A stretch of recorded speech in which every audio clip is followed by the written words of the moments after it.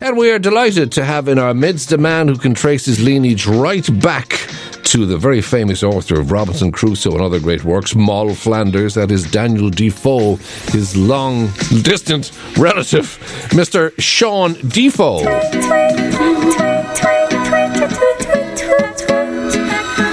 Yes, just about to join us for Twitter Thursday. Good morning to you, Sean. Felt like Robinson Crusoe until really the last year, when the haircut, the beard, all that sort of stuff, just involuntarily, being stranded and trapped, I suddenly relate a lot more.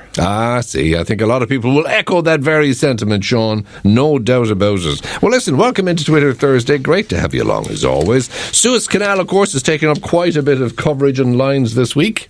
Yes, I just find this story still hilarious. I can't quite give a straight face thinking about it. Imagine the mortification. I said it last week, but that's what I keep coming back to. The captain of that ship who, 6 days, you blocked the biggest highway in the world, thousands and thousands of deliveries and huge amounts of Amazon deliveries to people's homes.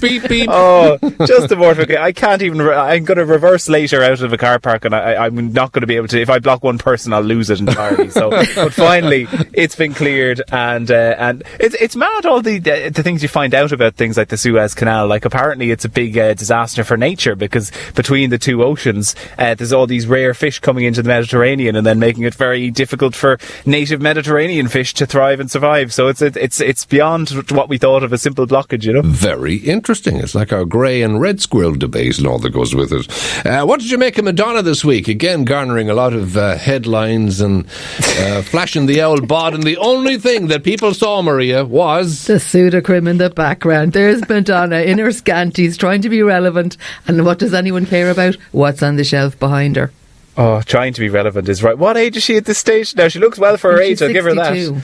But yeah, 62, right. Oh, 3 years off getting that juicy state pension and still putting up those kind of selfies. That's quite something for Madonna. Does she go around the house dressed like that, or would you not get a better background? It just looked like she was in a cluttered bathroom or something, with her posing. Well, that's she's one of us, Maria. She's just down with the people. That's exactly what I was going to say, Sean. Yeah.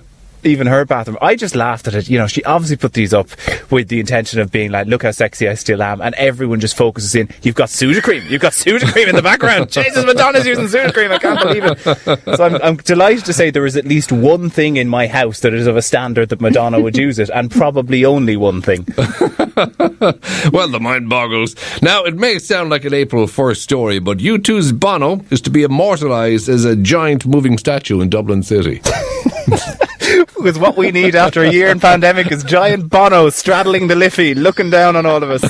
What could go wrong with this plan? You paint a picture there, Sean. You really do. Oh, I just love the idea. It's actually kind of a cool idea. So it's these guys who are putting together these massive statues, but you can, because of the LED lights on them, don't ask me how it works, you can basically put anyone's face or anyone's likeness on it. So they're trying to put them up around the world and in different cities to have people who obviously are very important to that city, and presumably you could change it as times and fashions change, in different places. Indeed. We might have one of John Milan, up on the R3 for a while. Yeah. Waterford could very well work, but just the image is sort of a strange one. It looks like this big green sort of Golden Globe statue, will be standing somewhere. So they're trying to get planning permission, but of course the planning permission in Dublin, if you're trying to build over 4 stories, you're not going to get it, and this thing would be about 12-story high at Bono.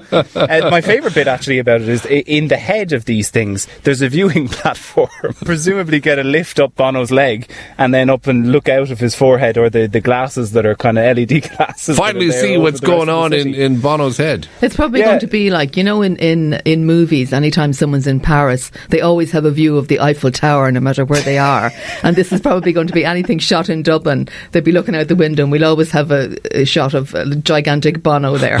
Yeah, no matter where you go, you're going to have his album on your iPhone and his view in the background. It's just, can never stop. And a trip up his leg for the lucky one. Karl Marx would have been impressed, there's no doubt about it. Now, where they put the bathrooms. Indeed. What about tweets of the week? Anything going on there? Yeah, it's been quite a good week on Twitter, actually. People are very incensed about things, but I took a nice light one because today, obviously, I don't know what it's like there. It's a bit more grim and grey than it has been the rest of the week up here today, but it's otherwise been a beautiful spring week here, and Waterford Whispers News was on it. It's something that I felt very deep in my heart.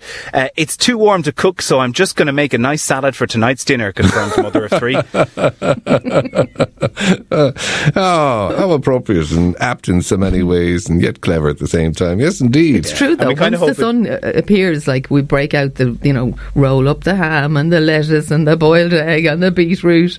And suddenly it's a snack platter for dinner every day. You can't eat too much of any one thing in small amounts. I only hope it's a little bit cold on Easter Sunday, because I do intend to eat a ferocious amount of chocolate, and that amount of heat and chocolate just don't combine very well. Well, Sunday, as I call it. I think you'll be. I think you'll be pleasantly surprised on that score, because I think it's certainly next week. Certainly by Tuesday, there's meant to be an 18-degree shift in a single day. So the other direction. Yeah, lovely. Happy days. Well, that's a lovely, nice, cheerful note to end on, Ollie. I'm so glad I was talking to you this morning. Sure, look, not a bother, not a bother. Anyway, Sean, always good to talk to you. Thank you so much for that, all right? Have a good rest of the day, my man. And you guys, talk to you soon. See you, Sean.